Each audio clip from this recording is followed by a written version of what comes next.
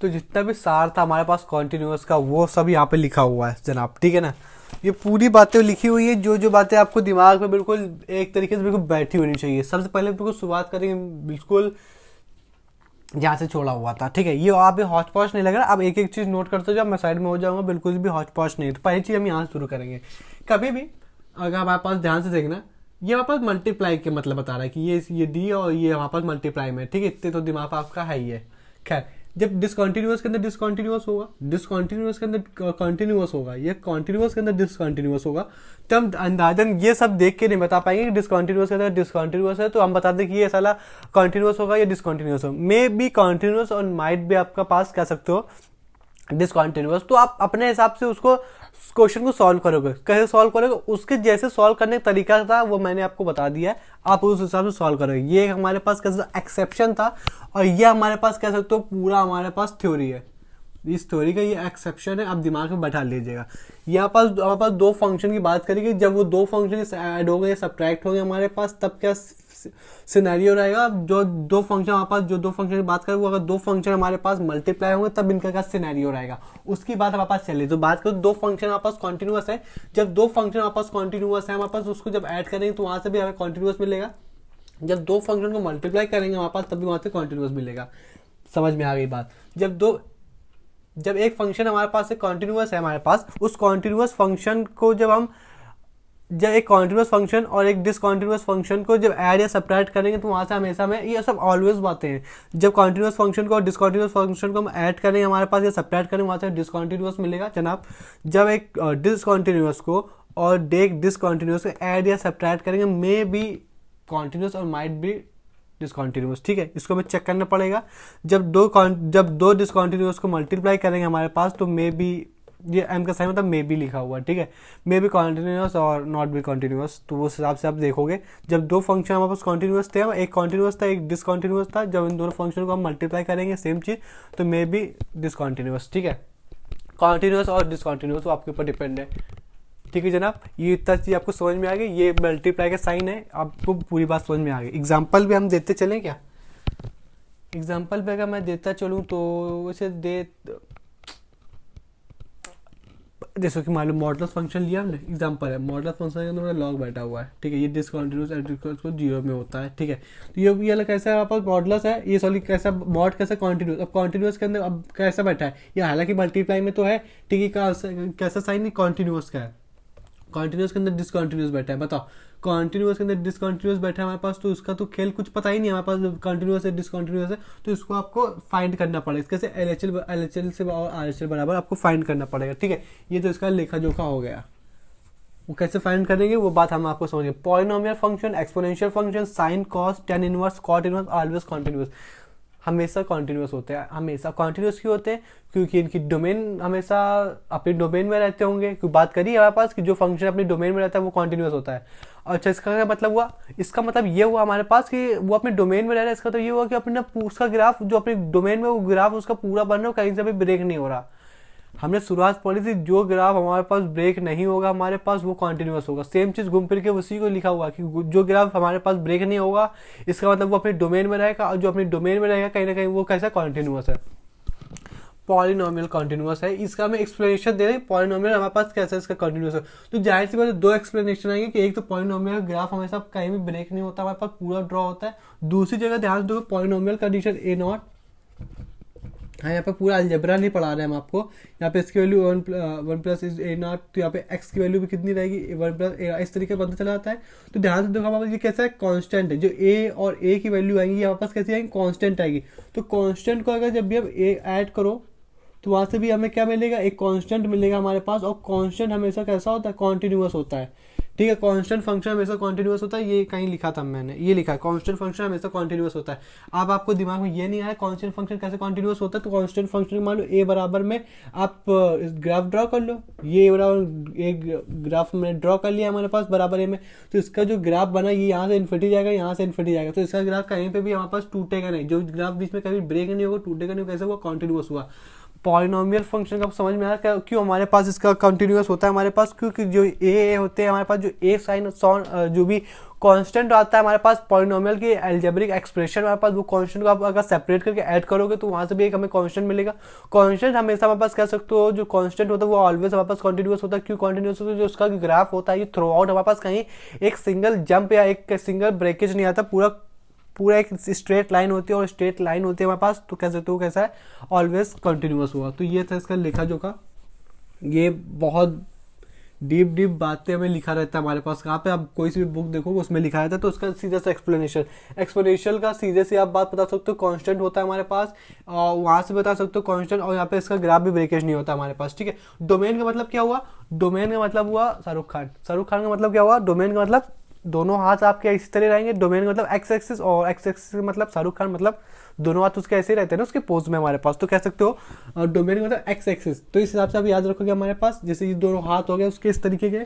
खैर यहाँ पे अगर हमारे पास हुआ तो आप यहाँ पे साइन का ग्राफ आप बताओ हमारे पास इस तरीके का बनता है, ये बिल्कुल यहाँ से जाके ये इस तरह के चला जाएगा, ठीक है। हमारे पास यहाँ से आप समझिए हमारे पास एक्स एक्सिस मतलब हमारे पास शाहरुख खान मतलब हॉरिजॉन्टल लाइन, ठीक है।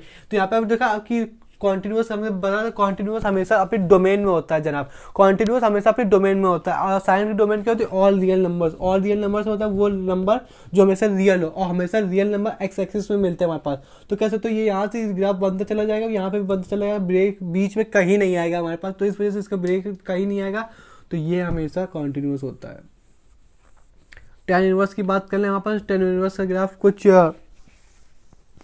इस तरीके की बनेगा हमारे पास, तो कह सकते हो इस तरीके बनेगा हमारे पास, तो वहाँ से हमारे पास कोई दिक्कत वाली बात आई नहीं। तो इसका अगर डोमेन की अगर मैं बात कर लूँ हमारे पास, तो पूरा ग्राफ बनेगा हमारे पास। तो जहाँ जितने डोमेन, मान लो इसकी डोमेन इतनी ही है, यहाँ से इसकी डोमेन इतनी है हमारे पास, तो यहाँ से बात समझ में, जितनी डोमेन चाहे जितनी छोटी हो, जो डोमेन चाहे जितनी भी छोटी हो, उसके बीच में जो पूरा ग्राफ बनेगा, दो डोमेन तो यहाँ शुरू होगी यहाँ खत्म हो जाएगी जनाब हमारे पास। तो चाहे जितनी छोटी डोमेन हो उसके बीच में जो ग्राफ बनेगा वो कहीं ब्रेकेज नहीं होना चाहिए, और ब्रेकेज कहीं होता भी नहीं, तो यहाँ से ऑलवेज कंटिन्यूस। आपके साथ साथ बताते हुए चल रहे हैं हमारे पास कि कॉन्टिन्यूस होगा डिसकॉन्टिन्यूस होगा, उसका एक्सप्लेनेशन भी आपको दे रहा है, तो आपको दिमाग में बात बैठ जानी चाहिए, ठीक है। ये थ्योरी आपको क्लियर होगी, आप नोट कर लेना। यहाँ से साइन चलती है कि जब हमारे पास जो एक्स हुआ और रियल नंबर रहेगा हमारे पास, तो कह सकते हो 10x और सेकंड्स हमारे पास डिसकॉन्टिन्यूस होंगे। ये आपको डायरेक्ट पूछा या ये अलग, इसके ऊपर इन दोनों के ऊपर पूछे गए हमारे पास, ठीक है। डायरेक्टली नहीं, इनडायरेक्टली पूछा गया, लेकिन आपके ओवरऑल इसी के ऊपर बेस्ड था। 10x और सेकंड्स हमारे पास कह सकते हो डिसकॉन्टिन्यूस हो जब उसकी जो वैल्यू है थीटा की वो ऑल रियल नंबर से हमारे पास क्या कर रही होगी, मतलब जब उसका थीटा को ऑल रियल नंबर हो। क्योंकि 10 हमारे पास कैसे बनता है जनाब, हमारे पास कह सकते हो साइन अपॉन कॉस से बनता है हमारे पास, और कॉस जिस दिन ऑल रियल नंबर हो जाए कह सकते हो, ये जब ये कॉस हमारे पास ऑल रियल नंबर जिस दिन हो जाएगा हमारे पास, उस दिन ये π/2 में भी पहुंचेगा, और जिस दिन π/2 में पहुंच जाएगा उस दिन कॉस अपना अंदाज दिखाएगा, डिनोमिनेटर 0 बन जाएगा, और जिस दिन 0 बन जाएगा उस दिन इन्फिनाइट चला जाएगा। और हमने बात करी हुई थी कि कॉन्टिन्यूटी में कभी भी आंसर इन्फिनाइट नहीं होता है, तो इस वजह से that is the reason tan theta will not be हमारे पास कैसे continuous in their domain if domain is जो theta is equal to all real numbers, ठीक है। तो यहाँ से इसका एक्सप्लेनेशन हो गया हमारे पास। सेम चीज हमारे पास सेक के लिए भी होती है, वो कितना सिंपल था, हर एक चीज हमारे पास जुड़ी हुई है। क्यों वहाँ पे जुड़ी हुई है? क्योंकि यहाँ पे सीधा फंडा ये है हमारे पास कि ऑल रियल नंबर जिस दिन tan थीटा या sec थीटा हो जाएगा उस दिन हमारे पास कह सकते हो कि डिनोमिनेटर में इन दोनों के कॉस आता है हमारे पास। जिस दिन ये दोनों ऑल रियल नंबर हो उस दिन कॉस इसके π/2 में जाएगा, क्योंकि ऑल रियल नंबर है, π/2 में जाएगा, डिनोमिनेटर में 0 बनेगा, डिनोमिनेटर में 0 बन जाएगा, तो ओवरऑल वैल्यू इन्फिनाइट चली जाएगा। कॉन्टिन्यूअस तो कभी भी इन्फिनाइट नहीं होता है हमारे पास, ठीक है। ये भी बात हमने करी हुई थी कि कंटिन्यूअस में इन्फिनाइट क्यों नहीं जाता है, अब बार नहीं बताता मैं। खैर कॉस सेक और कॉट हमारे पास डिसकंटिन्यूअस होते हैं हमारे पास, क्योंकि सेक थीटा क्यों साइन में हमारे पास, क्योंकि ये भी और एक्स से बिलोंग करता है। जिस दिन ये आर से बिलोंग करेगा, मतलब कॉस सेक हो कॉट डिनोमिनेटर में कैसे बनेगा, साइन बनेगा। और अगर इसमें भी वैल्यू और क्योंकि इसकी डोमेन ही होती है ऑल रियल नंबर, ठीक है, तो ऑल रियल नंबर जिस दिन जाएगा उस दिन इसमें एक चीज़ और दिखेगी जो एक्स एक्सिस में होता है। एक्स एक्सिस मतलब ये ऑड पॉलिनोमियल नहीं, n+1 डिवाइडेड बाई π/2 में जाएगा, और इसमें कॉस इसमें साइन 0 होता है, तो ओवरऑल वैल्यू 0 बन जाएगी हमारे पास, और फिर इन्फिनाइट पहुंच जाएगा हमारे पास। और सेम वही एक्सप्लेनेशन यहाँ पे भी वैलिड हो जाएगा कि ठीक है। खैर लॉग एफ जो भी लॉग के अंदर मान लो फंक्शन है, ये कब डिसकंटिन्यूअस हो जाएगा अभी आप देखो। हाँ, तो जो लॉग होता है, जो सिग्नम फंक्शन होता है, ये एक्स एफ एक्स जो इसके देखो लॉग एक्स और साइन जो भी सॉरी लॉग एक्स और सिग्नम एक्स, ये जो इनके जो एक्स है ये जिस दिन जीरो हो जाएंगे, जिस दिन ये जीरो हो जाएंगे जनाब, उस दिन आप ये कह सकते हो कि लॉग और सिग्नम दोनों डिसकंटिन्यूस हो जाएंगे। लॉग का एग्जांपल ना आपको डायरेक्ट समझ में आ जाएगा, ठीक है। आपने कहा कि लॉग के अंदर जो भी बैठा हुआ होगा ये हमारे पास क्या नहीं होना चाहिए, एस एफ एक्स बराबर हमारे पास जीरो नहीं होना चाहिए, क्योंकि ये अगर जिस दिन जीरो हो जाएगा तो ये कैसे डिसकंटिन्यूस हो जाएगा, और जिस दिन डिसकंटिन्यूस हो जाएगा उस दिन तो बात खत्म। तो इसका एक्सप्लेनेशन पता है क्या है, जब ये थोड़ी देर बताया था कि ये डिसकंटिन्यू, क्योंकि नेबरहुड वाला कंडीशन आएगा, क्योंकि जिस दिन ये लॉग हमारे पास जीरो बैठ जाएगा, क्योंकि इसकी डोमेन होती है 0 से 1 के बीच में। अब तुम सीधे सीधे इनडायरेक्टली तो उससे यही पूछ रहे हो ना कि बताओ भाई साहब जीरो में आप क्या हो, तो जीरो में तो डिसकंटिन्यूस नेबरहुड वाला है, और नेबरहुड वाला इसको तो आप समझिएगा कि डिसकंटिन्यूस हो जाएगा। सेम से सिग्नम, सिग्नम का मान लो अगर बताया तो सिग्नम जिस दिन ये जीरो पे बैठ जाएगा। अब सिग्नम का सीधे सीधे बात बताएं, सिग्नम का ग्राफ बताओ, एक इस तरफ जाता है होलो पे, एक इस तरफ जाता है, हाँ सही है, ठीक है। यहाँ पे ग्राफ इसका बता दो आप जीरो में, तो जीरो में अगर जिस दिन इस तरफ रहेगा +1 में, तो इस दिन तो यहाँ तो देखो, जिस दिन अगर ध्यान समझो, जिस दिन आपने सिंपल पूछ दिया हमारे पास कि बताओ सिग्नम 1 में इसकी वैल्यू क्या है, तो आप वहाँ पे ये बता दो कॉन्टिन्यूस है, क्योंकि उसका ग्राफ पूरा पूरा बन रहा है। अगर 1 में इंडिविजुअली पूछता है हमारे पास, तो यहाँ पूछते यहाँ पे होलो रहेगा हमारे पास, ठीक है। तो आप बता दो, लेकिन अगर जिस दिन इसके पूरा पूरा पूछ दिया उस दिन जनाब आप ये बता नहीं पाओगे कि हमारे पास ये कॉन्टिन्यूस है कि नहीं है। क्यों? क्योंकि अब जीरो में हमारे पास तो डार्क बॉल होती है ना, जीरो में जिस दिन हमारे पास हो जाए उस दिन ग्राफ तो ब्रेक ही हो गया, ग्राफ तो पूरा अलग हो गया ना। ग्राफ तो कुछ इस तरीके का, एक इधर को जा रहा है एक उधर को जा रहा है। खैर, कांस्टेंट फंक्शन आपको क्यों आए, कांस्टेंट फंक्शन क्यों होता है बता ही चुके हैं आपको, क्योंकि उसका ग्राफ पूरा बनता है। आइडेंटिटी फंक्शन का मतलब क्या होता है, आइडेंटिटी फंक्शन को आप दिमाग में रखा तो इस तरीके के रखो। आइडेंटिटी फंक्शन का मतलब ये होता है, बता तो चुके हैं फिर भी बता दें। आइडेंटिटी मतलब ये होता है कि हमेशा आइडेंटिटी का हमेशा इस तरीके से याद रखो कि आइडेंटिटी फंक्शन हमेशा ओरिजिन से पास होता है, ये इसकी बेसिक डेफिनेशन होती है। अब लेकिन क्यों ओरिजिन से पास होता है, इसका ही मतलब इसका ही मतलब बता दो, क्योंकि इसके जो कोऑर्डिनेट होते हैं वो भी इक्वल होते हैं। यहाँ पे किसका कोऑर्डिनेट आ जाएगा, मान लो यहाँ पे इसका कोऑर्डिनेट आ जाए 1,1, तो यहाँ पे इसका कोऑर्डिनेट कितना हो जाए 2,2, यानी x की वैल्यू कितनी है 2 और y की वैल्यू कितनी है 2, सेम यही चाहिए। इसका कोऑर्डिनेट हमेशा सेम बाई सेम होता है, -1 यहाँ पे -2 बताओ बात समझ में, इस वजह से ओरिजिन से पास होता है, ठीक है। अब मॉड फंक्शन की भी बात कर ले, जब दुनिया भर की बात कर ली, मॉड फंक्शन क्यों कॉन्टिन्यूस होता है हमारे पास। अच्छा मॉड फंक्शन, ठीक है रुको, मॉड फंक्शन ये होता है ना जनाब, इसका ग्राफ बताओ कॉन्टिन्यूस है। अच्छा तो ये हमारे पास देखो पूछने वाले तो इसको इस तरीके से पूछ लेते हैं हमारे पास कि कॉन्टिन्यूस है, तो आप बता दो कि इसका ग्राफ कहीं ब्रेक नहीं है, हाँ। लेकिन क्या दूसरा एक्सप्लेनेशन तो इसके अलावा क्या बता सकते हो, तो उसके अलावा तुम थोड़ी ज्ञान की बात उसको भी बता देना, उनको बता देना, ठीक है। तो इसको थोड़ा बढ़ाओगे आप कि x y बराबर x की लाइन है, अब इसको तुम बढ़ाओगे, ये बात अब सब बता चुके, ये y बराबर -x की लाइन है। अभी थोड़ी देर बताया था हमने कि जो ओरिजिन से पास होती है वो आइडेंटिटी फंक्शन होती है, ये भी आइडेंटिटी है, ये भी आइडेंटिटी है। तो आइडेंटिटी फंक्शन कैसा होता है, कांस्टेंट होता है, और ये जब दोनों आइडेंटिटी फंक्शन ये दोनों है तो ये दोनों कांस्टेंट हो गए हमारे पास। जब ये दोनों आइडेंटिटी फंक्शन है तो दोनों कॉन्टिन्यूस हो गए, और जब दोनों कॉन्टिन्यूस हो गए तो हमारे पास मॉड फंक्शन तो इन्हीं के आधा बना है ना, इन्हीं के ग्राफ के आधे से बना है हमारे पास। तो कह सकते हैं हमारे पास ये पूरी वैल्यू कैसी हो गई, मॉड की होगी, क्योंकि ये क्यों मॉड की होगी, क्योंकि ध्यान से देखो ना कि लॉग, अगर यहाँ पे लॉग का भी अगर ग्राफ ले लें, ये चला जाता है, ये लॉग मॉड लॉग का ग्राफ है कि मॉड जाता तो निगेटिव में भी है, लेकिन मॉड लगा तो उसको पॉजिटिव दे गया, इस वजह से हमारे पास ये जा तो निगेटिव रहा था, लेकिन इसको मॉड लगने से एक्स की वैल्यू जा तो निगेटिव, एक्स की वैल्यू हुई तो थी है, और इसमें मॉड लगे हमारे पास तो निगेटिव ना जाके ऊपर चला जाता है हमारे पास। ये टूटता नहीं, ग्राफ का दिमाग में चल रहा हो कि यहाँ पे तो ऐसे था, ग्राफ तुमने तोड़ा नहीं है, वो मॉड लगा दिया ना, तो आ तो रहा था पॉजिटिव, लेकिन जहां देखा कि साला मॉड लगा तो निगेटिव ना जाकर के ऊपर की तरफ चल गया, बात समझ में। तो ब्रेक नहीं हुआ, ये यहीं तक आया, फिर उसने देखा कि मॉड लगा हुआ निगेटिव नहीं जाना, तो ये ऊपर चला गया, ये कहीं पर भी ब्रेक नहीं हुआ, ठीक है। यहां तक बात समझ में, आइडेंटिटी फंक्शन, ठीक है। अब हमारे पास कुछ दो तो बटे उनको भी देख लें। ग्रेटेस्ट इंटीजर फंक्शन और फ्रैक्शन ऑफ पार्ट फंक्शन, ये हर इंटीजर में हमारे पास क्या होता है, हमारे पास डिसकंटिन्यूस होते हैं। ऐसा क्यों भाई, इसका भी एग्जांपल देख लो, जबकि बहुत सरल है हमारे पास, कह सकते हो कि ये ग्राफिकली देखो ना, ये कुछ इस तरीके बनता है, यहाँ से ये अब अगर यहाँ 1 होगा, यहाँ 2 होगा, यहाँ 3 होगा, हमने कहा कि आर कह सकते हो इंटीजर में ये वैल्यू डिसकंटिन्यूस हो जाती है। 1 में वैल्यू कितनी हो जाएगी, ग्राफ से ऊपर चला गया, 2 में कोई पूछे तो ये यहाँ से निकल गया, 3 में कोई पूछेगा जाके तो 4 में रुकेगा, क्योंकि 1 में जब पूछा तो 2 में जाके रुका, जब ये 2 में पूछा तो 3 में जाके रुका, जब 3 में जाके पूछा 4 में जाके रुका। अब इसी को 4 में अगर पूछेंगे हम जाना आप, तो ये जाना आपके ये यहाँ थोड़ी जाएगा, यहाँ से जाएगा, तो ये 5 में जाके रुकेगा। ग्राफ देखो, ग्राफ कैसा बना, ब्रेक हो गया ना, देखो यहाँ थोड़ा बना, फिर थोड़ा ये बना, थोड़ा ये बना, तो यहाँ पर ग्राफ कैसा होगा, ब्रेक हो गया। सेम चीज़ जनाब आपकी उसमें होती है फ्रैक्शनल पार्ट में। अब उसका ग्राफ अगर याद होगा, हमें हालांकि सब कुछ बताया हुआ है, ये इसका ग्राफ होता है, ये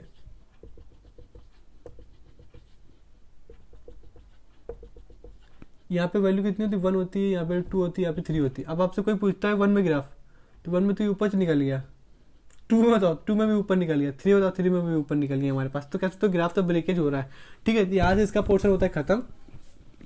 और अब हम डिसकंटिन्यूटी के पॉइंट्स देख लेते हैं, उसके बाद फिर हम डिफरेंसिबिलिटी और जिसको बोलते हैं डिराइवेबिलिटी, डिफरेंसिबिलिटी का दूसरा नाम डिराइवेबिलिटी भी होता है, उसका सब चिट्ठा देखेंगे। पहले इतना समझ के आप नोट कर लेना, स्क्रीनशॉट जो भी हो पॉज कर लो, हो गया।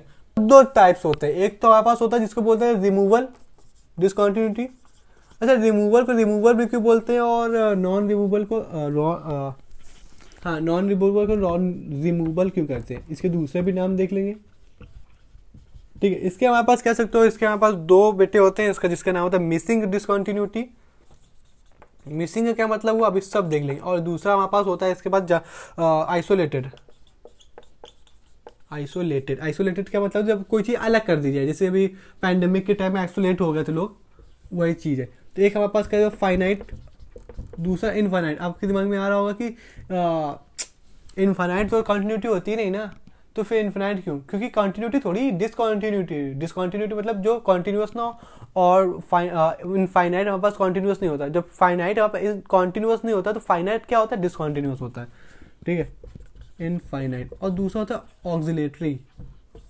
ऑक्सिलेटरी का क्या मतलब होता है जनाब, स्पेलिंग आप देख लेना। ऑक्सिलेटरी का मतलब हमारे पास होता है कि कोई, जैसे कि साइन इनफाइनाइट की आपसे कोई वैल्यू पूछे तो आप कहते हो -1 से 1, लेकिन आप एग्जैक्टली नहीं बता पाओगे कि -1 से 1 के बीच में कौन सी वैल्यू। सिंपल सा, साइन और कॉस में आप इनफाइनाइट डालोगे तो उसका मतलब होता है -1 से 1। अब अगर स्टैंडर्ड बोर्ड देखोगे तो वहाँ पे लिखा रहता है साइन इनफाइनाइट का डायरेक्ट आंसर लिखा लिया एंड नंबर ऑक्सिलेटरिंग बिटवीन -1 to 1, ये उसका मतलब होता है। ये ऑक्सिलेटरी का मतलब होता है कि आप एग्जैक्टली नहीं बता पाओगे, क्योंकि इसका आप ग्राफ देखो जना, तो ये कुछ इस तरीके से जाएगा। इन्फिनाइट का मतलब ये इन्फिनाइट की तरफ जा रहा है हमारे पास, तो कैसे, तो एग्जैक्टली इसका ग्राफ ये नहीं होता, इसका ग्राफ हमारे पास ये इस तरीके का होता है, ये वाला है कि यहाँ पे इतने सारे नंबर होते हैं हमारे पास, फिर ये धीरे धीरे बढ़ता है। सेम चीज़ यहाँ पे इतना डेंस होता है हमारे पास, ये धीरे धीरे ग्राफ बढ़ता है। जैसे इलेक्ट्रॉन क्लाउड नहीं होता, इलेक्ट्रॉन क्लाउड मतलब जहाँ पे भी इलेक्ट्रॉन की डेंसिटी ज़्यादा होती, तो इस वाले में इतने से पार्ट में -1 से 1 की डेंसिटी ज़्यादा है हमारे पास, तो कोई ये नहीं होता पर एग्जैक्टली कौन सा नंबर, ठीक है। यहाँ पे इसकी डेंसिटी ज़्यादा होती थी, इलेक्ट्रॉन क्लाउड की उसमें हुई थी जब इसका एक्सपेरिमेंट हुआ था तब। खैर, यहाँ पे इसकी मिसिंग का मतलब अगर हम देख लें हमारे पास, तो कह सकते हो कि सिंपल सा अगर कोई सा भी ग्राफ ले लें, वो तो जा तो रहा था हमारे पास पूरा, लेकिन कहीं ना से ओपन बॉल आ गई हमारे पास और ये यहाँ पे खत्म हो गया। ओपन मतलब क्या हुआ कि डिसकंटिन्यूअस हो गया ना, क्योंकि कंटिन्यूअस तो रहा ही नहीं, ठीक है। आइसोलेटेड का मतलब अभी देख लेते हैं, जैसे भी ग्राफ तो जा रहा था हमारे पास लेकिन कहीं गिर गया, लेकिन जो भी ग्राफ तो जा रहा था ना जनाब हमारे पास, तो यहाँ से कह सकते हो ये जो पॉइंट था हमारे पास कहीं ना कहीं ये ऊपर रह गया। इसको जाना तो उसके वाले पॉइंट में था डार्क बॉल में, क्योंकि ये ग्राफ अगर डार्क बॉल में जाता तो ये कॉन्टिन्यूस हो जाता हमारे पास पूरा, लेकिन थोड़ा सा नीचे ही रह गया हमारे पास, ठीक है। अच्छा, फिर हमारे पास होता है फाइनाइट। फाइनाइट देख लीजिए, जैसे ये ग्राफ फाइनाइट का तो कोई बहुत अच्छे से बना रहा था, यहाँ पे ओपन बॉल होगी और लेकिन कहीं ना उसने ध्यान न दे करके तो वाइट बॉल नीचे रहेगी और डार्क बॉल ऊपर रहेगी, ये हुआ फाइनाइट। इनफाइनाइट का काम देख लें, इसका ग्राफ मिटा देना, ठीक है। इनफाइनाइट का ग्राफ देख लें, इसका फंक्शन अगर कोई सा भी वो ले लें फॉर एग्जांपल, तो 2 की वैल्यू 2 अगर ग्रेटर देन इक्वल टू 0 है, और जब इसका राइट हैंड वाला देख ले लेस देन, इसका ग्राफ आप बनाओगे तो वहाँ पर जिस दिन x की वैल्यू 2 से बड़ी हो जाए, जिसकी x की वैल्यू अगर 0 से बड़ी हो जाएगी, उस दिन लिमिट क्या लग जाएगी, 2 वाली है हमारे पास, ठीक है। और इसका 1/x का ग्राफ कब लेना, जब x इसका ग्राफ अगर लें तो ये कुछ इस तरीके का बन जाएगा, ठीक है। अब हम जब हमारे पास ग्राफ बन गया हमारे पास, तो इसके नाम के मतलब भी समझ लेते हैं हमारे पास, ठीक है, आपको पूरा समझ में आ जाएगा। अब हमारे पास हम मिसिंग का मतलब ये हुआ, ये जो वैल्यू लिख लेना x = a की वैल्यू है, ठीक है। अब अब उसका मतलब समझ लेते हैं रिमूवल का भी क्या मतलब होता है। हालांकि पूरा स्टूडेंट निकल जाता है उससे, ये हालांकि ये पोर्शन आपका असर्शन रीजन के लिए मस्ट है, क्योंकि असर्शन रीजन आप देख के देखोगे ना, चाहे 12 के हो चाहे जिसके भी हो, रिमूवल और नॉन रिमूवल में इंसान पकड़ा जाता है। ठीक है, तो रिमूवल और नॉन रिमूवल का देख लें हमारे पास, जब हमारे पास कोई सा भी ग्राफ जा तो रहा था, लेकिन बीच में हमारे पास कहीं ना कहीं जब जनाब उसको देखने को मिला तो वहाँ पे डिसकंटिन्यूअस हो गया। ठीक है, अच्छा अगर यहाँ से ध्यान से देखें हमारे पास कुछ और बातें समझ लेते हैं। तो x इक्वल को a में था, तो जनाब इसके अगर बाद देख लें हम, ये वैल्यू कितनी हो जाएगी, f बराबर a, यानी लेफ्ट हैंड साइड की वैल्यू है। ये अगर वैल्यू देख लें हमारे पास तो किसकी है, राइट साइड वाली जिसकी वैल्यू होती है f प्लस a की वैल्यू। अच्छा ठीक है, यहाँ से चलो ये बात तो समझ में आ गई हमें।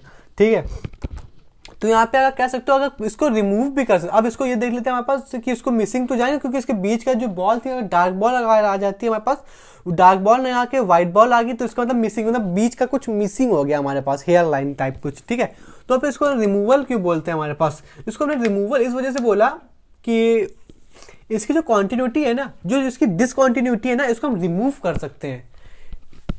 इस वाले पोर्शन की जहाँ पे व्हाइट बॉल है, कुछ ना कुछ हेयर लाइन वाला स्ट्रक्चर होगा, तो कुछ ना कुछ कंडीशन लगा कर करते, अगर देखो बिल्कुल बराबर सेम हाइट में, जो भी जो भी लेफ्ट साइड वाला है और जो भी राइट साइड वाला है वो बिल्कुल सेम हाइट पे, देखो सेम हाइट पे, इसका मतलब कुछ इस तरीके का सेम हाइट पे, तो इसका हम कुछ ना कुछ लगा करके इसकी डिसकॉन्टिन्यूटी रिमूव कर देंगे। जब इसकी डिसकॉन्टिन्यूटी हम रिमूव कर देंगे हमारे पास, तो कॉन्टिन्यूअस बन जाएगा।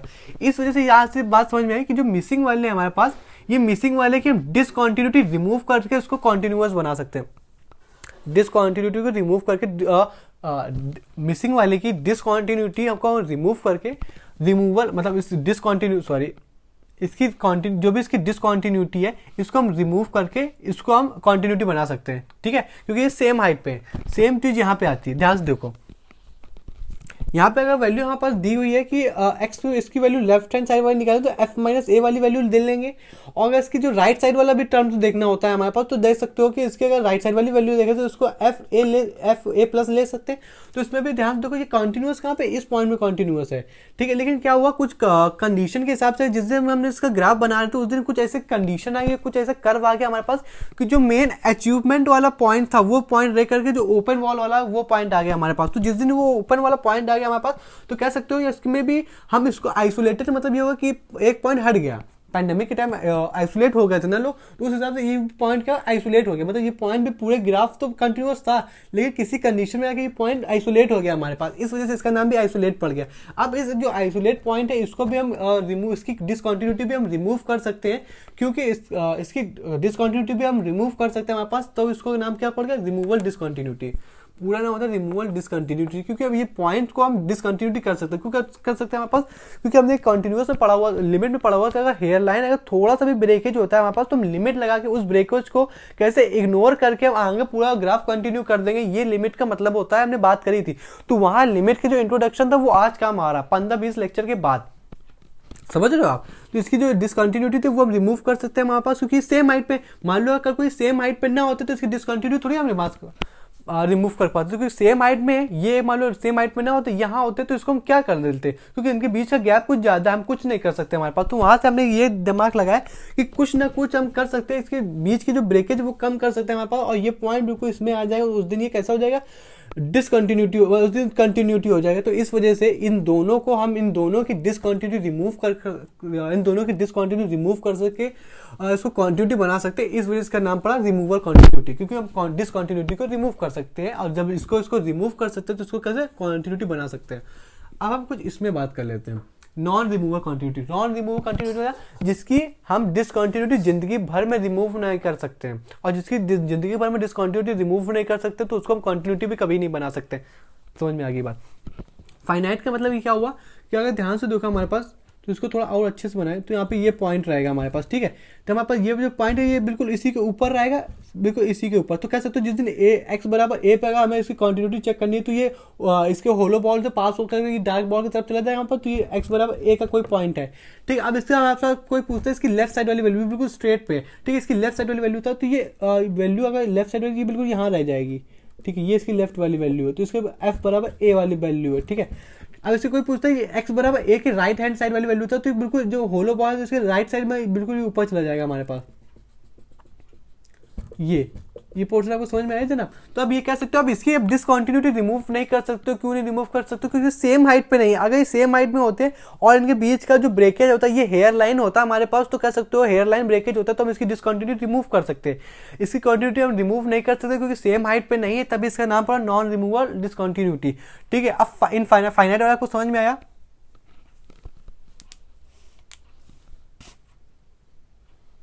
ठीक है ना। अब इसी को अगर जनाब आप चाहो तो उसमें बुक में ये ना दे करके इसमें बुक में ये दिया हुआ है कि a माइनस एच और a प्लस एच। इस बात में तो हमने 3-4 लेक्चर तो कर ही लिए हैं।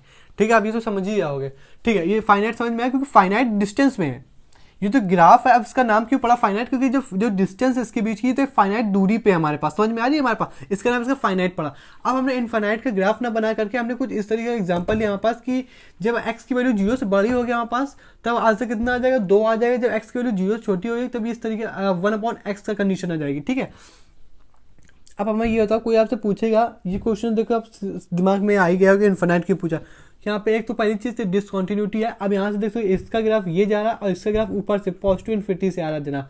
ठीक, जब इसका ग्राफ पॉजिटिव इन्फिनिटी से आ रहा है तो हम ये बता ही नहीं पाएंगे कि इसका ग्राफ हमारे पास कभी बराबर में तो रहा नहीं होगा हमारे पास, ना कभी इसका एलचर बराबर आरचर आया होगा, क्योंकि इसका ग्राफ तो यहाँ से शुरू हुआ और इसका ग्राफ इन्फिनिटी से आया। मतलब इन दोनों का जो गैप है वो इन्फिनिटी है। तो कह सकते हो इनका जो भी कुछ मेल तो हो नहीं सकता, क्योंकि इनके जो ग्राफ हमने जब इसका एग्जाम्पल एक सॉल्व किया तो इन दोनों ग्राफ के बीच की जो डिस्टेंस है हमारे पास कह सकते हो बहुत ज्यादा हायर फार है भाई, फार अवे है। कितना ज्यादा फार अवे है? क्योंकि इनफाइनाइट की बात होगी तो आपको दिमाग में बात आ गई होगी कि इसका फाइनाइट इनफाइनाइट क्यों पड़ा, इसका फाइनाइट क्यों पड़ा। ऑक्सीलेटरिंग की हम बात कर ही चुके हैं कि जैसे साइन इन्फिनिटी होता है, कॉस इन्फिनिटी होता है हमारे पास, तो अब इनकी दूरी अब बता ही नहीं सकते कि -1 से 1 के बीच में एग्जैक्टली कौन सी वैल्यू हम लेंगे, क्योंकि इनका जो ग्राफ होता है वो इतना ज्यादा डेंस होता है हमारे पास कि इसके बीच की वैल्यू हम बता ही नहीं सकते।